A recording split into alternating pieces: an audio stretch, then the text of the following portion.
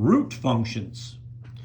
Our objective here, we want to define, evaluate and graph root, also called radical, functions. Well, let's first define it. Okay, root or a radical function is essentially any function that has a root or a radical in it.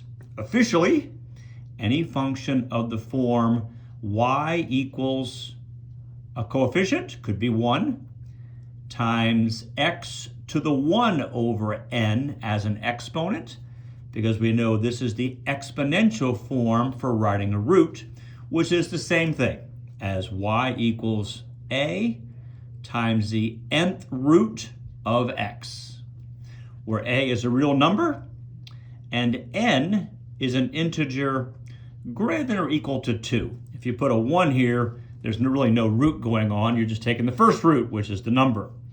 So the square root, the cube root, the fourth root, etc. So really kind of focus right here. Is it a square root? You can put a 2 here or not put a 2 there. If there's no 2, we assume it's a 2. If you want the third root or the fourth root or the fifth root, etc., you need to put a 3, 4, or a 5 there. A 3, 4, or a 5 in that space for n. We want to remember even root functions, the square root, the fourth root, the sixth root, etc., are undefined for negative values of x in the real number system, and that's where we're staying. You cannot take a square root of a negative, you can't take the fourth root of a negative, etc. And two simple root functions are the square root function, y equals the square root of x. Again, notice we don't write a 2. You could if you want to, but if there's no, I think it's called an index. If there's no number up here, we assume it's a 2. And another simple root function is the cube root function, y equals the cube root of x. So let's take a look at this with kind of a real life example and given a model for some data. So using data from 2014 and projected to 2025, the percent of people in the world who are internet users can be modeled by this root function, p of x, where p is the percent, so the percent of people is equal to 27.334 times the 10th root of x cubed, where x represents the number of years after 2010. So our domain, our input value is the number of years after 2010, and our output value is the percent that are internet users. Okay, let's graph the function. Is the graph concave up or concave down? I don't have any idea. Let's graph it. Let's see here, get my graph out. Again, I'm going to pull Desmos out here. I think I got it all in there. Okay, and let's go into here.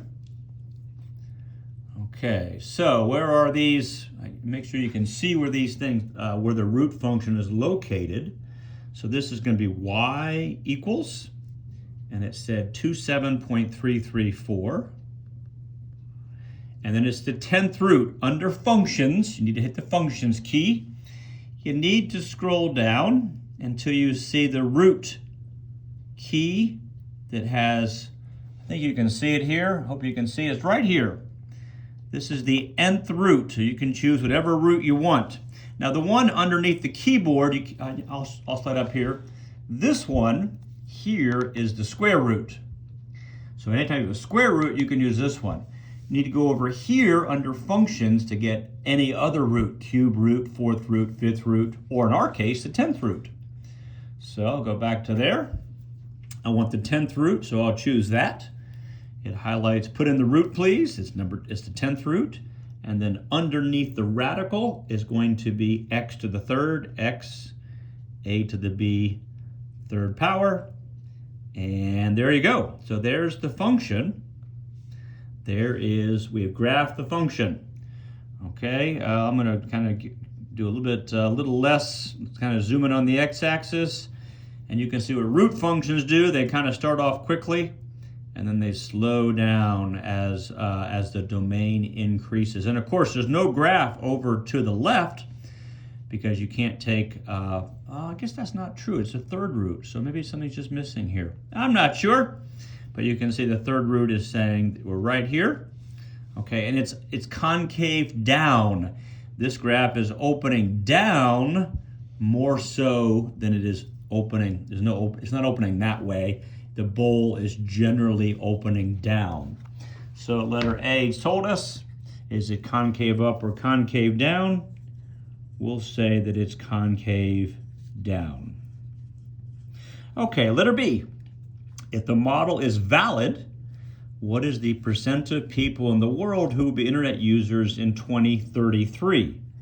Well, let's first recognize that X is the number of years after 2010. So we want to take 2033 and subtract 2010. And so the percent of people who will be internet users 23 years after 2010, because that's what X is. So this is our X. 23 years after 2010 is 2033.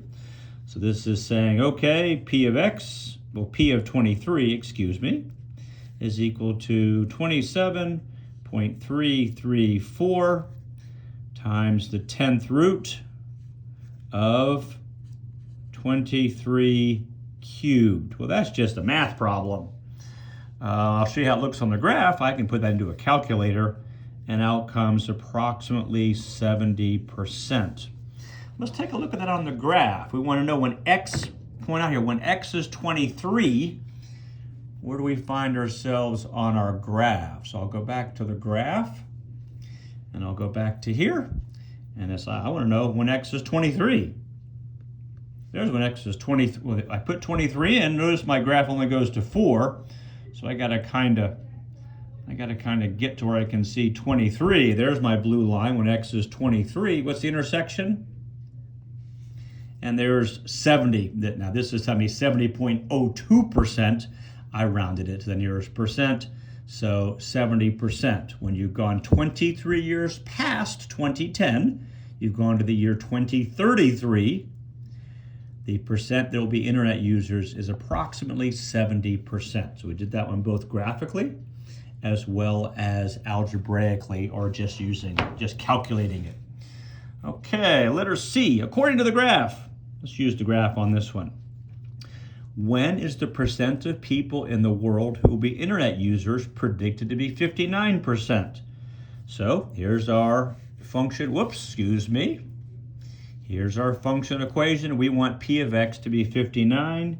So we want 59 to be equal to 27.334 times the 10th root of X cubed. We want to solve this for X. Let's solve it graphically. Okay, we'll have Y equal 59. Y equals the left side. And we'll do a Y equals the right side. 27.334 times the 10th root of X cubed.